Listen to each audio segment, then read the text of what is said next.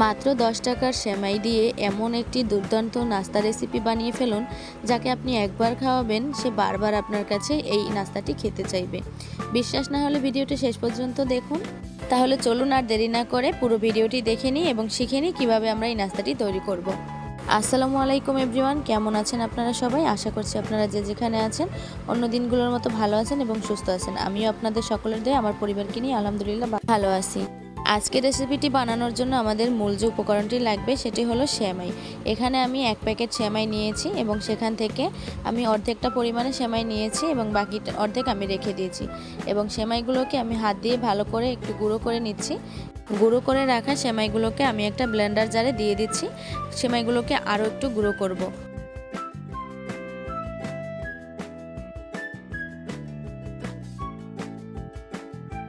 এই তো আমার সেমাইগুলো কিন্তু একদম গুঁড়ো করা শেষ, একদম পাউডার হয়ে গেছে সেমাইগুলো। তো এখন এই সেমাইয়ের গুঁড়োগুলোকে আমি আলাদা একটা সাইডে রেখে দিব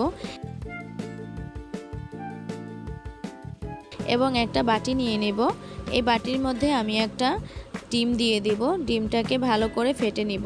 ডিমের মধ্যে আমি সামান্য পরিমাণে একটু লবণ দিয়ে দিব।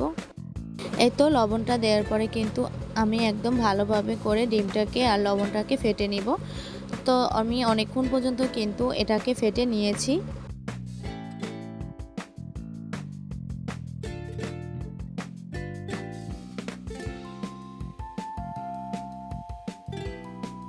এই তো আমার ডিমটা কিন্তু ফেটানো শেষ। এবার এর মধ্যে আমি স্বাদ অনুযায়ী চিনিটা দিয়ে দিব।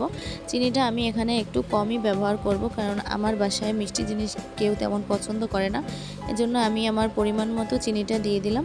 এখন চিনিটা দিয়ে আমি আরও একটু ভালো করে নেড়ে দেব।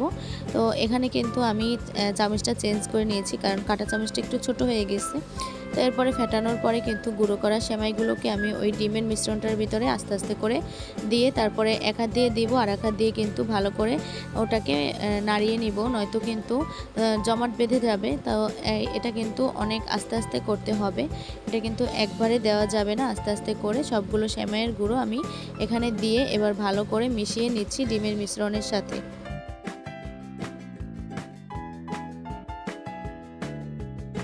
এবারে আমি এর মধ্যে 2 চামচ পরিমাণে গুঁড়ো দুধ দিয়ে দিব। আমি এখানে 10 টাকার দামের যেই ডানোর যেই প্যাকেটটা থাকে, আমি ওই প্যাকেটের সব দুধ আমি এখানে দিয়েছি, তাহলে আমি পরিমাণটা ভালো বুঝতে পারবো। এজন্য আমি 10 টাকা দামের দুধের প্যাকেটটাই দিয়েছি। এরপরে আবার ভালো করে এই মিশ্রণটা মিশিয়ে নেব। এরপরে আমি এর মধ্যে 1 কাপের অর্ধেক পরিমাণে চালের গুঁড়োটা দেব। চালের গুঁড়োটা দেওয়ার কারণে কিন্তু নাস্তাটা একটু ক্রিস্পি হবে আর খেতে অনেক বেশি মজা লাগবে। তো এবারে আমি চালের গুঁড়োটাও এখানে এই মিশ্রণের সাথে ভালো করে মিশিয়ে নিচ্ছি। এবার আমি অল্প অল্প করে নর্মাল যেই পানিটা খাই আমরা ওই পানিটা দিয়ে দেব। এখানে কিন্তু কোনো ধরনের গরম পানি ব্যবহার করা যাবে না। তো এখানে আমি অল্প অল্প করে পানি দিয়ে মিশ্রণটা মিশিয়ে নিচ্ছি। এখানে কিন্তু পারফেক্ট একটা ব্যাটার না হওয়া পর্যন্ত অল্প অল্প করে পানি দিয়ে একটা ব্যাটার তৈরি করে নিতে হবে। একসাথে কিন্তু পানি দেয়া যাবে না, আর একসাথে চালের গুঁড়োটাও দেয়া যাবে না। অল্প অল্প করে পানি দিবেন এবং অল্প অল্প করে চালের গুঁড়োটা দিয়ে একটা সুন্দর একটা ব্যাটার তৈরি করে নেবেন।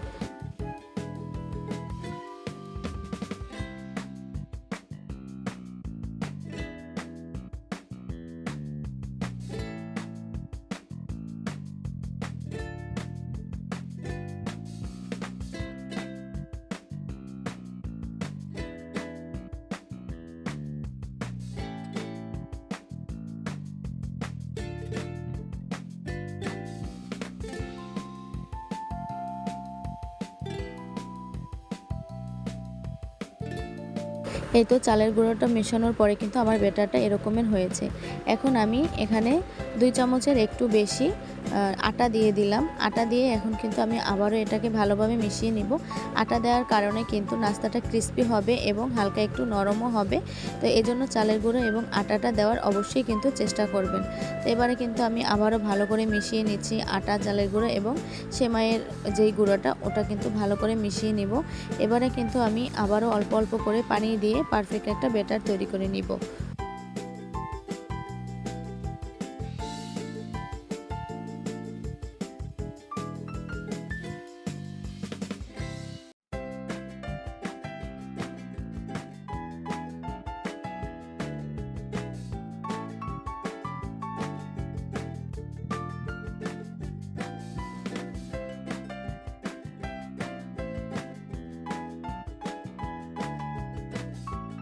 এই তো আমার নাস্তাটার জন্য কিন্তু পারফেক্ট একটা ব্যাটার হয়ে গেছে। এখন যখন আমার পারফেক্টভাবে ব্যাটারটা তৈরি হয়ে যাবে, লাস্ট পর্যায়ে কিন্তু এখানে রান্নার তেল 2 চামচের একটু বেশি পরিমাণে দিয়ে দিবেন এবং তেলটা দেওয়ার কারণে কিন্তু নাস্তাটা খেতে অনেক বেশি মজা হয়। এই তো আপনারা দেখেই কিন্তু বুঝতে পারতেছেন যে আমি ব্যাটারের পরিমাণটা কী রকমের রেখেছি। এরকমের করেই কিন্তু ব্যাটারটা অবশ্যই তৈরি করে নিতে হবে। এবার ব্যাটারটাকে একটা সাইডে রেখে এবার চুলার উপরে একটা কড়াই বসিয়ে দিলাম। এবারে আমি কড়াইয়ের মধ্যে পরিমাণ মতো চিনিটা দিয়ে দিলাম এবং চিনির মধ্যে পরিমাণ মতো কিন্তু পানি দিয়ে দিলাম। পানিটা কিন্তু বেশি দেওয়া যাবে না। তো এখানে কিন্তু আমি পরিমাণ মতোই পানিটা দিয়েছি। এবারে আমরা একটা ক্যারামেল তৈরি করে নিব। তো যেমনভাবে আমরা ক্যারামেল তৈরি করি ঠিক ওইভাবেই কিন্তু ক্যারামেলটা তৈরি করে নিব। এই তো দেখুন আমার ক্যারামেলটা কিন্তু রেডি হওয়ার জন্য পানিটা আর চিনিটা ফুটে উঠেছে। এখন কিন্তু অনবরত নাড়তে হবে।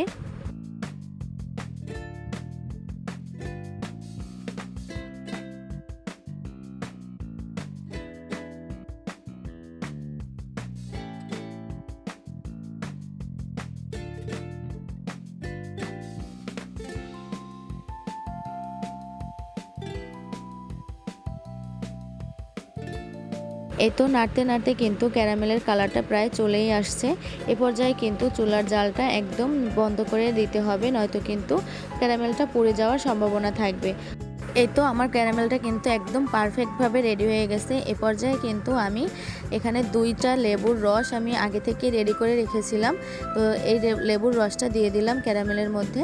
ক্যারামেলের মধ্যে যদি লেবুর রসটা দেন তাহলে কিন্তু ক্যারামেলটা আর জমে যাবে না। আর আজকের রেসিপির জন্য কিন্তু আমাদের জমানোর ক্যারামেলটার দরকার হবে না, একদম পাতলা করার ক্যারামেলটার দরকার হবে।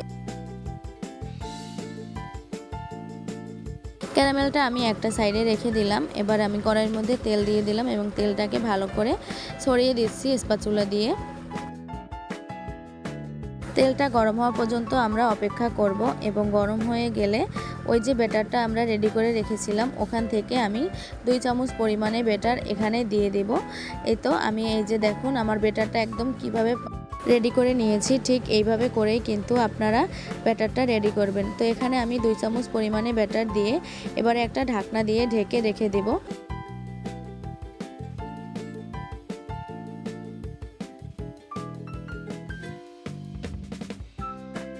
কয়েক সেকেন্ডের জন্য কিন্তু আমি ঢেকে রেখে দিছিলাম। এবার এটাকে আমি উল্টিয়ে নিয়েছি। এভাবে করে কিন্তু আমি পিঠাগুলো তৈরি করে নিব। তো বন্ধুরা তোমরা দেখতে থাকো আমি কিভাবে করে এই পিঠাগুলো ভেজে নিচ্ছি। একইভাবে করে কিন্তু আমি বাকি পিঠাগুলো ভেজে নিব। বন্ধুরা আপনারা যারা এই পর্যন্ত আমার ভিডিওটার সাথে আছেন, যদি আমার ভিডিওটি ভালো লেগে থাকে তাহলে অবশ্যই একটা লাইক দিয়ে ভিডিওটা কন্টিনিউ করুন। আর যারা যারা আজকে আমার চ্যানেলে নতুন আছেন অবশ্যই আমার চ্যানেলটিকে সাবস্ক্রাইব করে দিবেন।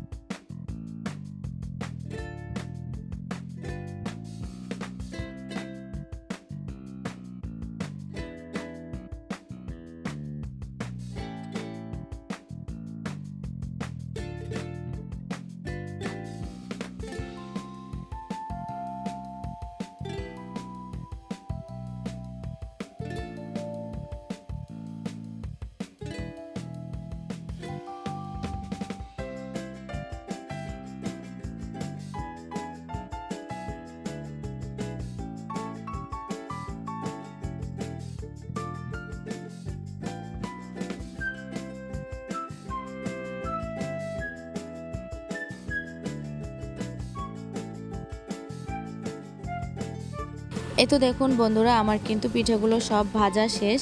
এবার আমি পিঠাগুলোকে সাজিয়ে নিচ্ছি এবং সাজিয়ে ওই যে ক্যারামেলের যেই মিশ্রণটা রেডি করে রেখেছিলাম ওটাকে উপর থেকে ঢেলে দিচ্ছি। এই ক্যারামেলটা উপর থেকে ঢেলে দেওয়ার কারণে কিন্তু নাস্তাটা খেতে দুর্দান্ত লাগে এবং এই ক্যারামেলের ভিতরে লেবুটা দেওয়ার কারণে কিন্তু একটা চকলেটি ফ্লেভার আসে। বাচ্চাদেরকে এরকমভাবে নাস্তা রেডি করে দিলে কিন্তু ওরা অনেক মজা করে খাবে এবং আপনার বাসায় কিন্তু সবাই অনেক বেশি পছন্দ করবে এই নাস্তাটি। এই নাস্তাটি বিকেলের চায়ের আড্ডায় বা অতিথি আপ্যায়নে বা বাচ্চাদের টিফিনেও কিন্তু একদম পারফেক্ট একটা নাস্তা হিসেবে দিতে পারবেন।